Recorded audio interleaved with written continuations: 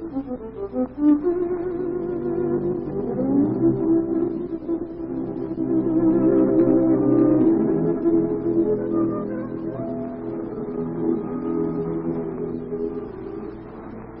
The Song of My Soul, another in a series of radio dramas brought to you each week by the American Weekly, the magazine which is distributed to all Hearst Sunday newspapers from coast to coast. The Song of My Soul was staged in the studios of the General Broadcasting Company in New York.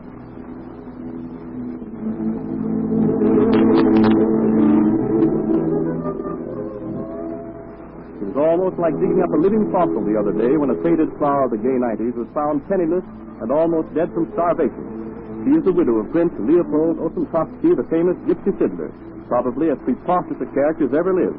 But this funny little person made people to such an extent that he convinced himself that he was no less than the Crown Prince, and died believing that he was the real thing. Born in the gypsy camp, Leopold lived like others of his kind without visible means of support. The best he hoped to achieve in a musical way was to play fiddle in a gypsy orchestra, with an occasional solo to his credit.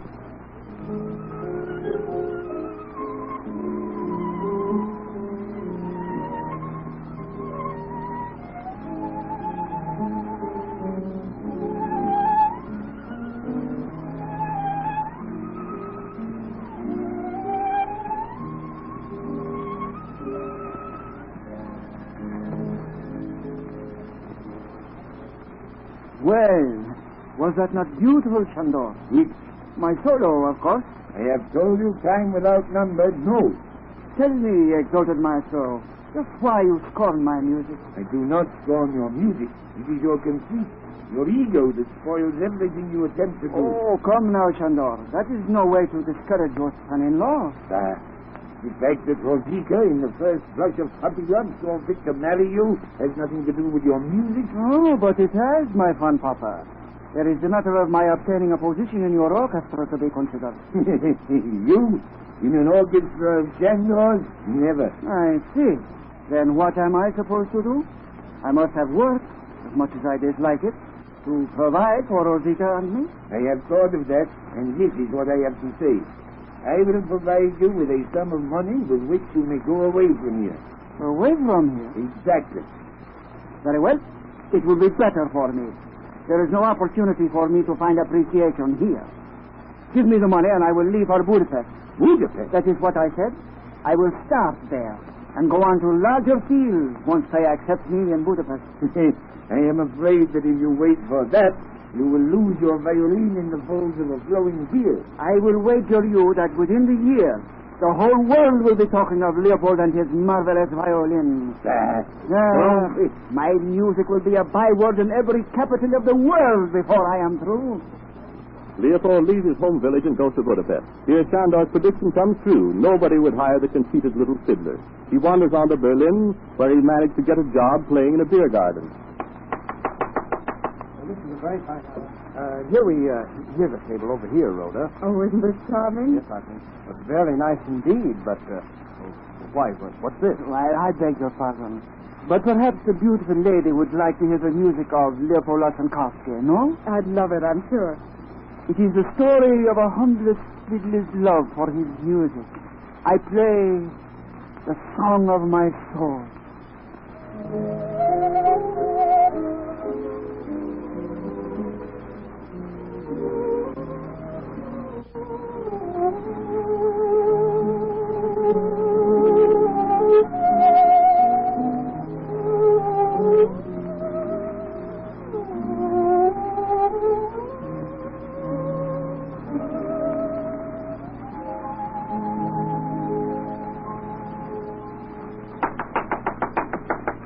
Beautiful, is it not? Marvelous.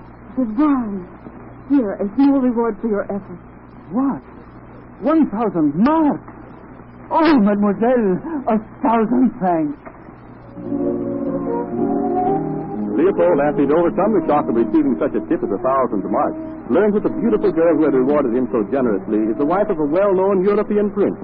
To think that this little gypsy fiddler should consider winning the beautiful princess was too absurd for anyone with common sense to even dream of. But Leopold had no sense. When the princess returned to the Hofbrau 3 nights in succession, everyone but Leopold was surprised.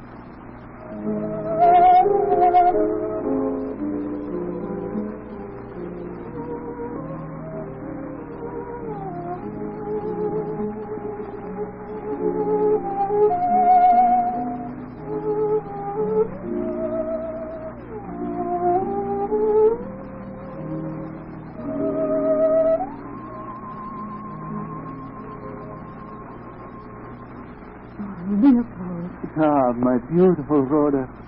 You came again to hear the music of Leopold. Do you think so, Leopold? Perhaps you came to see me? Sit down and see. Where is the husband, the prince? He returned to Paris from the late express. Then you are alone? Am I? Oh, well, of course you have me. Oh, that is something. I think it is a very great deal. Tell me, my darling, why is it that you come here for 3 nights in succession? Is it because you like to hear me play, eh? I think perhaps that was what first attracted me. But after that, it was something else. Me? Yes. I thought so. There is something about me which you could not resist, eh? There is something, yes. Then why should we wait any longer? What do you mean, Leopold? If we have the great love for each other, why should we wait? You mean that... I mean that the gypsy heart within me beats for you and you alone. I mean that we can be happy together. Why do we not marry, eh? It will take time, Leopold. Because of your husband, the prince? Yes. Do you love him? No, not since I met you, dear. Oh, very well, then. Why not divorce him? And until then, we can be happy, can't we, Leopold? Most certainly. Why not? We have each other. My music. But what, Leopold? I am so poor. I give all to my art. I have no time, no thought for the making of money. I understand perfectly, darling. I'll take care of all that. I have plenty. We can go anywhere in the world we want to. You can have your music and me, and we'll be happy. Oh, so happy. Oh, I am now the happiest man in the world. Shandor, he told me I never would be a success. To him I would like to show what I have done. Sandra? Who is he, Leopold? He is my father. Well, I call him my father. But he's just the leader of a gypsy orchestra who told me I was not good enough to play for him. Oh, bah. Don't worry about him. You have always been unhappy. Oh, yes. Always unhappy. Nobody but you has ever understood the soul that is within me. No one has ever believed that I am the great artist. But now, you believe. You love me. And I am happy. I play. My gypsy prince. Europe was convulsed with the scandal of the princess eloping with the gypsy fiddler. But the princess made the prince, as Leopold now called himself, famous. He was in demand as a curiosity, fiddling his way at fabulous prices from one restaurant to another throughout Europe. But the inevitable happened. Princess Rhoda found out just who and what her fiddle-playing prince really was. So she divorced him. Now comes the strangest part of the story of the life of Prince Leopold. Some years after Princess Rhoda had divorced him, he met a young girl many years his junior. Leela Bradley was her name. She, like countless others, fell for the prince and married him. Possessed of a considerable fortune, she proceeded to squander it lavishly, but Leela's fortune was small compared to that of the Princess Rhoda, and within a few years she and Leopold found themselves practically without funds. The silly little gypsy fiddler had heard his last call. Penniless and forgotten, except for his wife, Leela, who had stuck to him to the bitter end, Prince Leopold is in a cheap flat and is about to meet his maker. You ask me if I'm sorry to know that you're about to leave me forever, Leopold. Yes. It's only natural that I should be sorry to see any living thing die. But you are my wife. Oh, but you could never understand, Leopold. I have been your wife, yes. So have countless other women. To you, there has never been anything sacred in marriage. I love them all. Love. You don't know the meaning of the word. That is probably the reason I've put up with you all these years. Because... Why, I don't understand you. Of course you wouldn't. I bear you no ill will. You knew no better. I still do not understand. I don't wish to take an unfair advantage of you at this time. No matter. It won't be for long. I've stuck to you as I have. Not because I loved you, but because there's something pathetic about you. All your life you've been wrapped up in your own silly little self. I am a great artist. Don't carry that farce any further, Leopold. My sole reason for talking to you as I am now is with the hope that you may at least pass on with some knowledge of how you not only wasted your own life, but that of everyone with whom you came in contact. I may not have loved you for the last 2 years of our life together, But I do feel that I've been the only real, the only genuine thing that ever had, well, that you've ever had in your peculiar warped existence. You have been a good girl, Dina. I've been no better. Nor any worse than the others that you've known. The only thing is that I've stuck with you when the others failed. I've become more of a habit, I think. I have never thought of you like that. No, perhaps I flatter you. You probably never thought of me at all after my money was gone. Please. I want you to know that I've never felt anything but sorry for you, Leopold. You've done the best you knew how with what you had to work with. There has been my music. Yes. Your music. Dina. Yes? It can't be very long now. Can it? I don't know, Leopold. The end may come at any time. Would you care to make me very happy in my last few minutes? I'd do the best I can. What is it? All I have left, all there is in the world to me, Yes. Yes?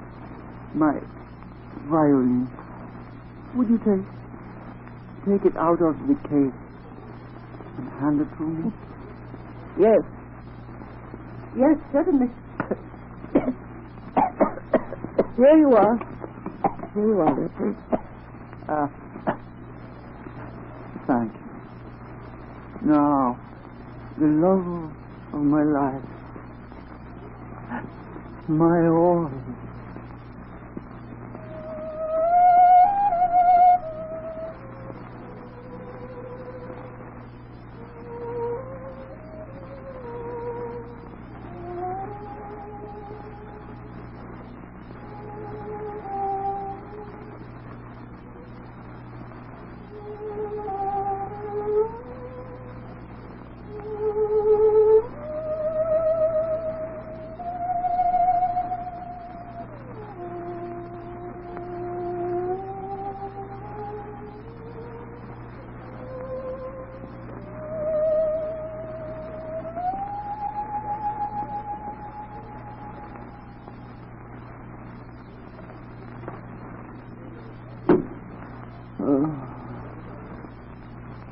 Leopold. No. Gone. Even in death, your conceit allowed you to believe yourself the greatest musician of them all. Well, at least you had faith. It's Sybil. It's always been you. You and the spell of the music you brought from your wooden soul that has kept others from their rightful happiness. In the memory of those you've cheated, I send you to join your master. You and the romantic fiddler have played the song of my soul for the last time. To read the interesting story of the Gypsy Fiddler in next Sunday's issue of the American Weekly, the magazine which is distributed to all Hearst Sunday newspapers from coast to coast. And now for the last warning about the great American Weekly slogan contest. Have you sent in your coupons and ideas for a slogan? There is still time, you know. The contest closes officially at 5 p.m. Monday, October 23rd. Your coupon must be received before 5 p.m. next Monday in New York. Don't let another day's delay deprive you of the opportunity to earn the prize of $1,000 a year for the rest of your life. Act today, and good luck to you.